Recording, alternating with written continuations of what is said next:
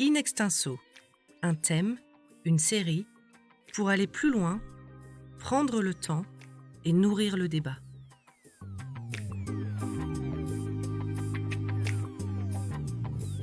Exploit de communication, grosse bourde, discours savant, usage du mensonge ou du silence, vague médiatique, mobilisation de l'opinion, émotions et réseaux sociaux. Comment la politique joue-t-elle de nos affects ? Bienvenue sur En scène, le podcast qui décrypte quelques-uns des outils de la communication politique. L'image d'Olivier Véran, ministre de la Santé, dénudant son épaule face aux caméras pour se faire vacciner contre la Covid-19, a marqué les esprits. D'autres hommes et femmes politiques ont d'ailleurs suivi son exemple, espérant encourager ainsi l'ensemble des Français à accepter la campagne de vaccination. On peut cependant se demander dans quelle mesure le corps peut être un instrument de communication. Pour en discuter, j'ai le plaisir d'accueillir Fabienne Martin-Juchat, professeure des universités en sciences de la communication à l'université Grenoble-Alpes, chercheuse en communication corporelle et émotionnelle. Fabienne Martin-Juchat, bonjour. Bonjour. Alors, vous nous avez écrit un très bon article pour The Conversation France sur la question de l'usage du corps par les politiques, notamment dans la campagne vaccinale. Quelles sont les différentes échelles sur lesquelles les hommes et les femmes politiques peuvent jouer en utilisant leur corps ou leur posture corporelle ?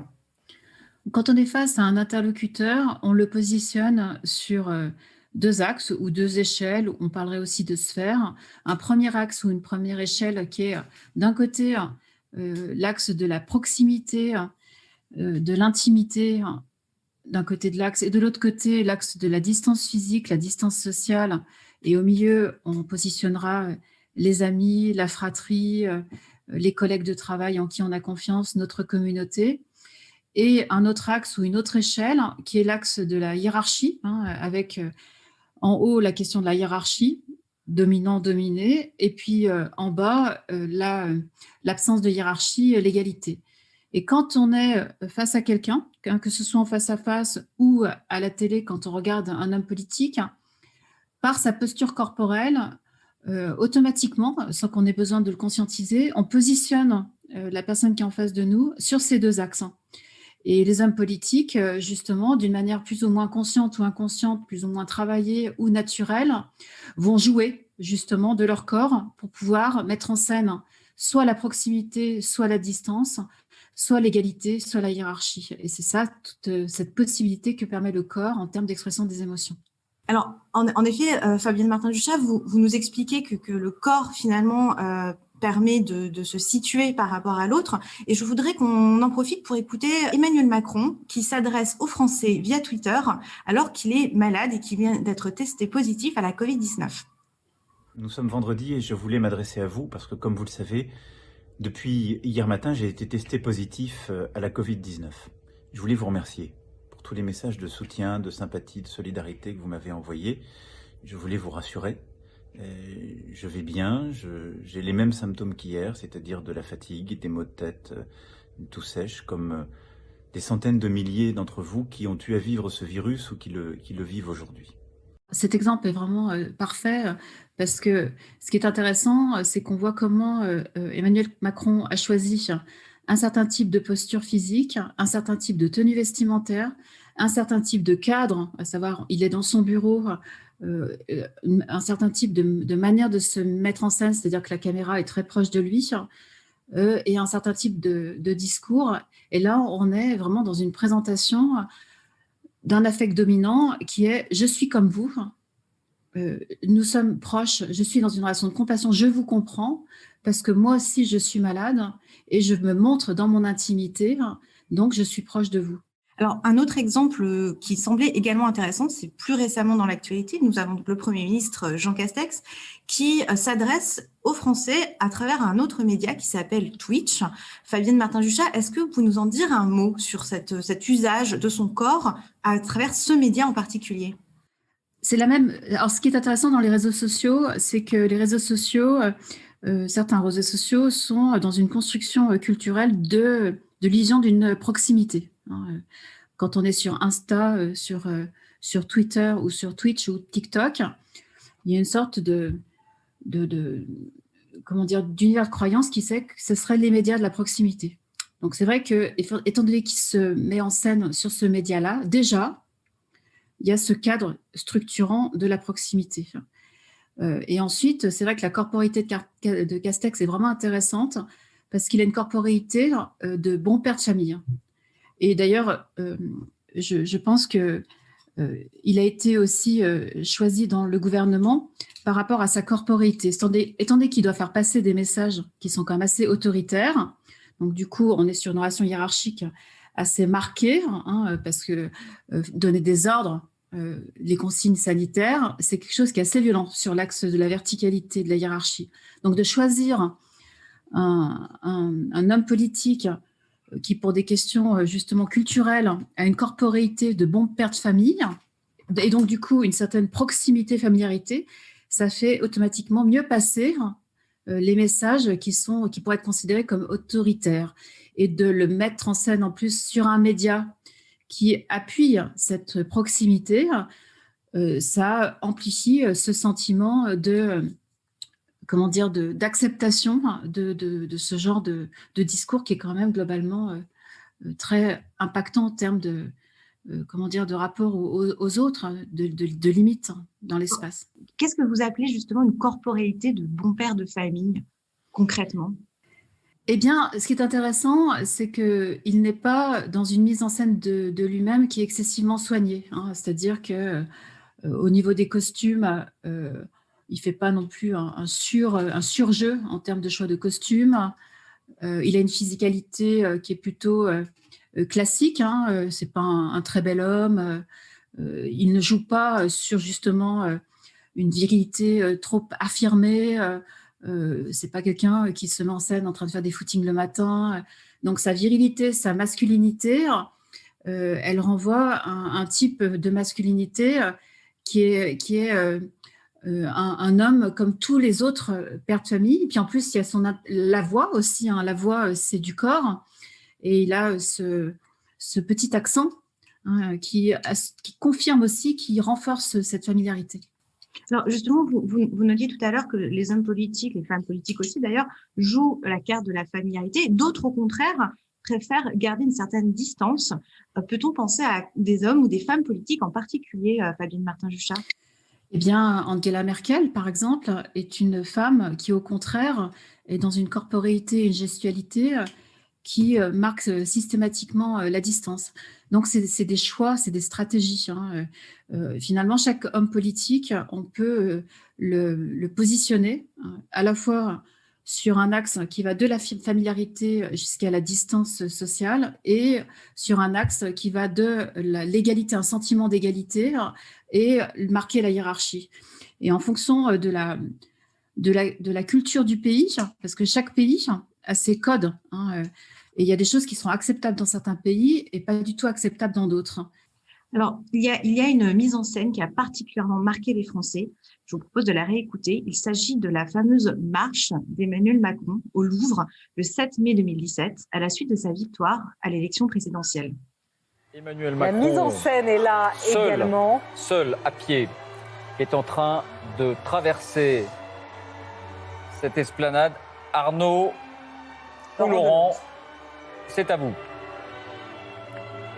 Oui, voilà, vous le voyez, Emmanuel Macron qui vient d'arriver. C'est un deuxième temps de cette soirée qu'il se voulait d'abord festif pour ce discours qu'il va prononcer devant ses militants. Mais on le voit, l'image est également extrêmement solennelle. Emmanuel Macron qui arrive seul au milieu de cette cour Napoléon. Cette marche solitaire avec excessivement de confiance. Il est très ancré. On voit bien que c'est une marche qu'il a travaillé. C'est un homme de théâtre. Et l'incarnation suprême de la capacité d'un homme politique qui prend le territoire, qui prend l'espace. Et l'espace, là, c'est l'espace de la France. Donc, par sa posture corporelle, sa marche, dans un espace où il impose son rythme dans l'espace, il dit dans le non-verbal, je suis l'homme qui va maîtriser la France. Par mon corps, je maîtrise l'espace du territoire. Donc, c'est excessivement puissant. Alors, il y a un autre point que vous aviez souligné, Fabienne Martin-Juchat, c'est la virilité, justement, de certains hommes politiques. On pense notamment à des personnages comme Vladimir Poutine, Donald Trump, mais aussi Boris Johnson, qui vont utiliser à l'excès cette virilité. Pouvez-vous nous en dire un petit mot? Alors ça, c'est vrai que ça dépend des cultures. C'est-à-dire qu'on peut associer à l'homme politique des éléments caricaturaux de la virilité, la puissance, l'assurance, la force, la détermination. Prenons le cas de Vladimir Poutine et Donald Trump, ils sont dans la caricature corporelle des signes extérieurs de cette virilité. Ça signifiera se mettre en scène en train de faire du sport, montrer ses muscles. C'est quelque chose, par exemple, qui ne serait pas du tout acceptable en France. On imagine mal voir Emmanuel Macron dans sa salle de sport, torse nu en train de faire les pecs. Alors que dans notre culture, on assume totalement l'idée qu'un homme politique, ça doit être un homme fort, ça doit être un homme puissant. Et pour mettre en scène ce sentiment de puissance, il faut avoir un corps puissant. Et on termine, Hélène, cette revue de presse avec la diffusion hier d'une vidéo officielle par le Kremlin. Oui, je vous laisse apprécier le contenu de cette vidéo. Les extraits choisis, en tout cas par le site Mashable, montrent le président et son Premier ministre torse bombé, muscles saillants. En pleine séance donc de muscu, le cadre est assez joli, on roule des mécaniques. La vidéo aurait été tournée de la résidence d'été de Vladimir Poutine. C'est champêtre, c'est situé au bord de la mer Noire, près de Sotchi. Après l'effort, le réconfort, évidemment. Alors, on retrouve ensuite les dirigeants devant un bon barbecue. Ce sont des images qui en rappellent d'autres, où l'on voyait Poutine, on s'en souvient, grand amateur de mise en scène sportive, montant à cheval torse nu, jouant au hockey ou tirant à la carabine. C'est vrai que ce soit Boris Johnson ou Donald Trump, ils sont dans une mise en scène de leur corporité où ils mettent en scène une virilité de mâle puissant, en fait, de mâle alpha, dans lequel il y a une physicalité du mâle. Et ça, c'est très culturel, parce qu'en France, ça passerait beaucoup moins bien. On est dans une masculinité dans le rapport au pouvoir qui sera beaucoup plus subtile qu'une masculinité affirmée. Et d'ailleurs, Emmanuel Macron, dans sa corporité, n'est pas l'emblème de la puissance corporelle masculine. Alors justement, néanmoins, on se rappelle une séquence qui a été très commentée. Il s'agit de la poignée de main entre Emmanuel Macron et Donald Trump. Pour la première fois, ils se rencontrent en mai 2007. Ils se retrouvent donc lors d'un sommet de l'OTAN à Bruxelles. Pourquoi cette poignée de main, vue comme virile, a été aussi commentée, Fabien Martin-Juchat ? Le journaliste du Washington Post qui était dans la salle dit que c'était une poignée de main d'une intensité considérable au point que les jointures des mains étaient devenues blanches, les visages tendus, les mâchoires serrées. Et le journaliste écrit « Si la relation de ces deux hommes est définie par la façon dont ils se serrent la main, on peut s'attendre à une relation impitoyable ». La chaîne CBS parle de la bataille de la poignée de main. Newsweek explique que Donald Trump est connu pour ses poignées de main viriles, où il essaye de prendre le pouvoir sur la main de son interlocuteur. Mais le magazine dit que le nouveau président français était probablement au courant. C'est pour ça qu'à 2 reprises, Donald Trump a essayé de retirer sa main et Emmanuel Macron l'a retenu. Pour l'agence Bloomberg... Ce qui est intéressant dans la physicalité d'Emmanuel Macron, quand on regarde son physique, on pourrait se dire que c'est pas le symbole du mâle dominant très grand, avec beaucoup de force physique. Et en même temps, c'est joué dans cette poignée de main l'idée qu'il était aussi puissant et fort et il était capable de rivaliser corporellement à Donald Trump. Parce que Donald Trump, justement, dans la mise en scène de sa survirilité, avait une habitude, et je l'imagine bien, d'écrabouiller la main de son interlocuteur. Et Emmanuel Macron, en tenant cette joute, ce combat de mâle via la force physique de la main, a montré dans le non-verbal qu'il était capable de rivaliser sur ce modèle de la virilité masculine et qu'il n'avait pas besoin d'avoir une physicalité imposante pour être aussi dans cette capacité à répondre à la virilité de Donald Trump. Donc, il est sorti gagnant de cette confrontation. Alors, à l'inverse, on pourrait imaginer que les femmes en politique assument, ou pas d'ailleurs, les codes de la féminité, qu'elles en jouent, qu'elles en surjouent, ou au contraire qu'elles les repoussent. J'aimerais qu'on écoute plusieurs extraits. Nous avons donc à la fois les participations, par exemple, de Roselyne Bachelot. On a aussi l'exemple de Kamala Harris aux États-Unis, également bien sûr la première dame Michelle Obama.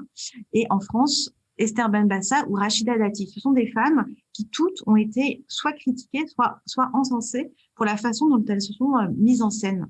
Pouvez-vous revenir sur cet aspect de leur faire politique? Not only is Kamala Harris the vice president-elect, but she's also the February 2021 Vogue cover star. Exciting, right? But it's not without controversy. Alors ça, c'est vraiment quelque part, je dirais, inégalitaire, parce que on reprochera moins un homme politique de surjouer les signes de la masculinité. Par contre, quand des femmes politiques surjouent les signes de la féminité, elles sont plus facilement attaquables. Et c'est vrai qu'une des manières de surjouer les signes de la féminité, c'est soit par les tenues vestimentaires. Rachida Dati, on lui reprochait d'avoir des magnifiques tenues. Alors, il y avait la problématique aussi que c'était des tenues issues, du luxe dans la mode. Roselyne Bachelot, par exemple, qui adore également la mode. Il y a la question aussi de la physicalité, la chirurgie esthétique, le maquillage. Et là, encore une fois, on voit bien qu'il y a des sacrées différences culturelles. Parce que les femmes, par exemple, politiques américaines, Kamala Harris, assument totalement le fait que leur corps doit incarner un idéal de féminité. Et d'ailleurs, cet idéal de féminité, il est à la fois très féminin, mais en même temps très masculin, puisqu'on voit bien que Kamala Harris, elle est capable de se montrer en scène en train de faire on voit bien que c'est une femme qui a une corporéité puissante. C'était la même chose avec l'épouse de Barack Obama. Donc, c'est des féminités affirmées, mais en même temps avec une tenue corporelle qui montre quand même qu'elles ont une autorité aussi masculine. Alors qu'en France, c'est vrai que le spectre de la mise en scène de la féminité est beaucoup plus limité. Les femmes politiques françaises seront plus facilement critiquées et critiquables, soit parce qu'elles sont trop dans le respect des règles, comme la mode, ou pas assez, elles sont trop austères. Donc je trouve que la scène politique française ne permet pas aux femmes politiques françaises d'exprimer une subtilité de mise en scène de la féminité, alors que les femmes américaines ont plus de marge. Mais en même temps, c'est pas aussi simple que ça, parce que Roselyne Bachelot, elle a une physicalité aussi qui n'est pas non plus dans les canons de la beauté physique classique. On ne peut pas dire que ce soit une femme svelte. Donc, elle assume aussi une féminité qu'elle s'est construite. Donc, je trouve qu'elle s'en sort très, très bien par rapport à ça. Et elle a une originalité de mise en scène de sa féminité qu'elle assume totalement. Mais vous savez, pendant toute ma carrière politique, on a commencé les articles par décrire mes toilettes. Et je n'ai jamais réussi à trouver la bonne formule. Alors j'adore, ma mère m'habillait avec des couleurs très pastel ou très vives, des vestes roses, etc. Et j'aimais beaucoup ça. Et c'est vrai que je passais un moment, je me disais, j'en avais marre de me faire épingler par des articles qui disaient Roselyne Bachelot vêtue d'un tailleur rose, Roselyne Bachelot qui était en jaune ce jour-là, Roselyne Bachelot vêtue d'un habit tailleur gris. Mais en même temps, je parle, vous entendez, je parle. C'est merde. Non, mais en même temps, ils sont tous en gris, donc ça se remarque. Ouais, ils sont tous en cons. Roselyne Bachelot, qui aujourd'hui a une liberté de parole qu'on adore, évidemment. Il y a un autre aspect du corps qu'on n'a pas encore évoqué, c'est la façon dont il permet de transmettre aussi des émotions, donc vous l'avez dit tout à l'heure, dans le non-verbal. J'aimerais qu'on revienne sur des événements un peu plus anciens.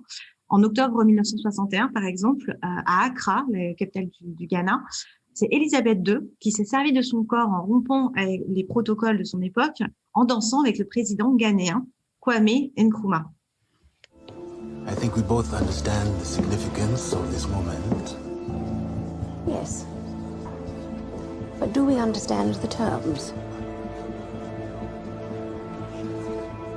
They appear to be in some kind of negotiation. What kind of negotiation? Get her out of there. Your Majesty. Oh, Lord. What's going on? Alors, cette question de la danse, je la trouve super intéressante, parce qu'on a eu également Barack Obama qui plusieurs fois a chanté ou dansé. On a également, comment elle s'appelle, Diane, la princesse Diana qui avait dansé avec Travolta. Et c'est vrai que la danse est une manière de montrer qu'on est dans une relation pacifiée. C'est-à-dire la danse, c'est une sorte, je dirais, de point de rencontre entre l'égalité de la hiérarchie. Quand on se met à danser avec quelqu'un, on sort du rapport d'autorité. Et quand on se met à danser avec quelqu'un, on est dans un entre-deux entre la familiarité et la distance. Donc, de mettre en scène un homme politique qui danse, c'est mettre en scène le fait qu'il est pour la paix, parce qu'il est dans un équilibre sur les deux axes. Et la danse, d'ailleurs, en termes de pratique corporelle humaine, est vraiment une pratique qui rassemble. Et ça permet de faire sortir la corporéité, justement, d'une relation hiérarchique ou d'une relation d'extrême proximité ou d'extrême distance. Vous avez évoqué la danse qui est une façon finalement de pacifier le discours, le rapport à l'autre. Et vous avez évoqué tout à l'heure la question de la voix. Et j'aimerais qu'on revienne, vous l'avez mentionné, sur Barack Obama, qui a donc chanté a cappella l'hymne Amazing Grace lors d'une commémoration après un assassinat dans une église le vendredi 26 juin 2015. Amazing Grace. How sweet the sound. Comment est-ce que la voix a un rôle puissant et particulier, Fabienne Martin-Juchat? La voix, l'intérêt de la voix, c'est à la fois du verbal et du non-verbal et du paraverbal. C'est une expression du corps. Et donc, quelqu'un qui est un très bon orateur sait par sa voix faire passer des émotions comme si c'était une autre partie du corps. Et c'est vrai que ce talent oratoire est très utile. Barack Obama est assez impressionnant. Alors, ce qui est intéressant chez Barack Obama, c'est qu'il a à la fois un talent corporel, une prestance assez étonnante, plus cette capacité à danser, plus cette capacité à chanter. Donc, il a une capacité à rassembler et à montrer la proximité par le chant. Il montre aussi que c'est un homme politique, mais c'est aussi un homme qui est capable, par son corps, de vivre autre chose que le corps au service d'un projet politique. C'est pas une machine, c'est un être vibrant, un être sensible, et par la voix, on montre aussi toute sa sensibilité. Je vous ai compris. C'est dans la légalité que moi-même et mon gouvernement avons assumé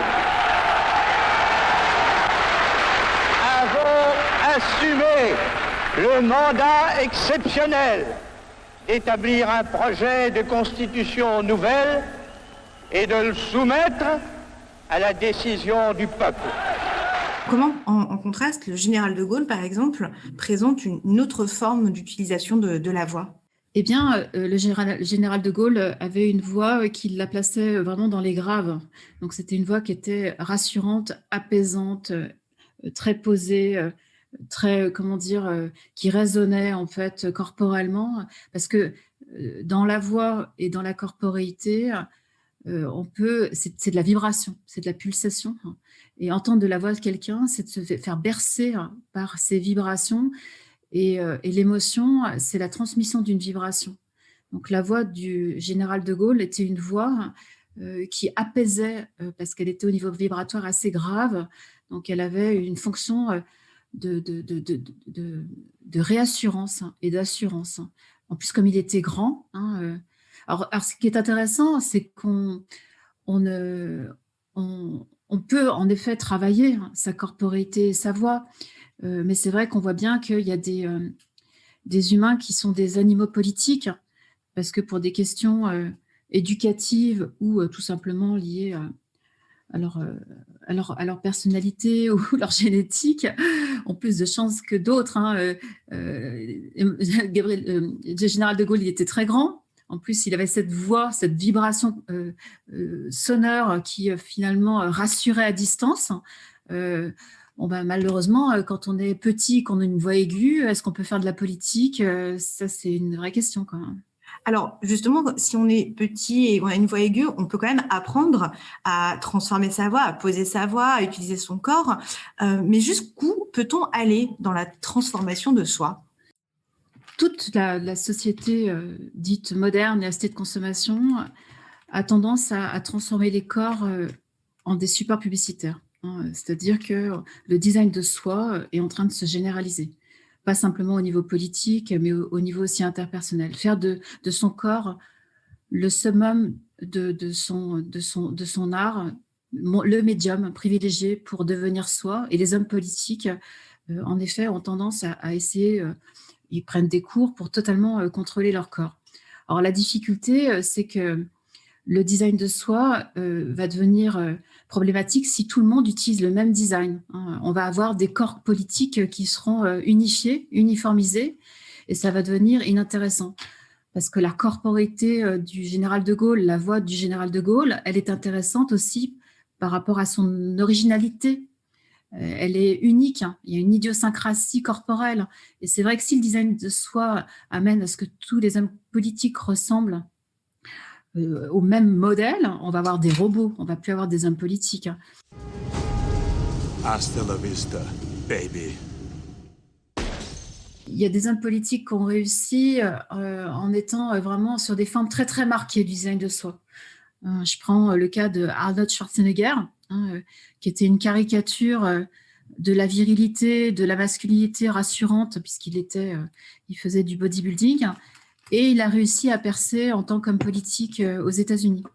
Bernard Tapie, c'était un peu ce style de masculinité. Ça n'a pas du tout fonctionné en France. Lorsque ce soir je suis rentré, toute ma vie s'est écroulée. Et là j'ai vu la vérité. Je pense qu'en même temps, c'est vrai que chaque homme politique qui réussit, c'est qu'il a dans le design de lui-même quelque chose d'assez marqué. Emmanuel Macron, on voit bien que sa corporité a été excessivement travaillée. Moi, je le regarde régulièrement à la télévision, et il y a des parties de son corps qui sont encore en défaut. Je trouve que ses mains, par exemple, il a du mal à positionner ses mains. Souvent, le buste, il a tendance à trop le bomber pour surmarquer la virilité. Mais bon, c'est parce que moi, j'observe ce genre de micro-détails. Mais on voit bien que Macron, c'est une corporité qui n'est pas du tout naturelle. Il l'a vraiment travaillé. Vous le dites très bien, s'ils ont réussi, c'est en politique, c'est qu'ils ont réussi leur design d'eux-mêmes. Néanmoins, on note qu'il y a quand même parfois des limites dans ce qu'on peut faire, dans ce qu'on sait faire, en tout cas publiquement. Et on l'a très bien vu récemment lors de la cérémonie des Césars le 12 mars 2021, avec l'actrice Corinne Massiero qui s'est mise à nu pour dénoncer finalement la façon dont le secteur de la culture était traité en France, et qui a suscité beaucoup de réactions, notamment des commentateurs publics, mais aussi des politiques. Est-ce que la nudité est quelque chose qui est un peu le tabou en politique finalement ? Je dirais pas la nudité, je dirais le corps dans sa vulnérabilité, le corps vivant. C'est-à-dire que on est quand même dans une société où la mise en scène de soi dans des espaces ritualisés doit être quand même conforme en termes d'attente de mise en scène. On n'acceptera pas non plus un homme politique se montrer mal rasé en slip de bain dans sa salle de bain. Donc on a des attentes quand même très fortes en termes de mise en scène de soi dans certains espaces. Là, c'était une cérémonie rituelle. Donc, dans ce genre de cérémonie, le fait que quelqu'un montre son corps vivant, en fait, avec une certaine violence de mise en scène de son corps par la nudité, a été choquant parce qu'on était dans ce contexte-là. Si on avait été dans l'espace public, en fait, lors d'une manifestation, ça a été le cas déjà dans l'histoire, où des femmes se mettent en scène et sont nues, là, peut-être que ça aurait été plus acceptable. Là, c'est le choc des cadres. Après, c'est jugé, ça dépend en fait comment... ça fait polémique. Et c'est vrai que la crudité du corps, la mise en scène crue du corps, a toujours fait polémique.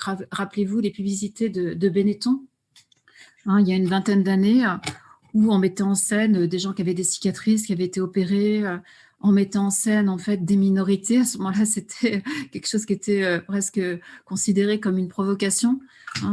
Donc c'est vrai que jusqu'où peut-on aller dans la mise en scène du corps vulnérable, du corps malade, du corps dans sa crudité, dans son authenticité, avec comme symbole la nudité dans l'espace public, ça fait toujours débat. Fabienne Martin-Juchat, merci. Je rappelle que vous êtes professeure des universités en sciences de la communication à l'université Grenoble-Alpes, chercheuse en communication corporelle et émotionnelle. Vous avez notamment écrit pour The Conversation France un article sur la façon dont les politiques se sont mis en scène pour la campagne vaccinale et vous venez de publier L'aventure du corps, la communication corporelle, une voie vers l'émancipation aux presses universitaires de Grenoble en décembre 2020.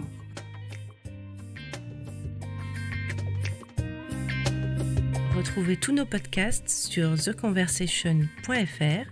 N'hésitez pas à les commenter et à les partager. Merci de votre écoute.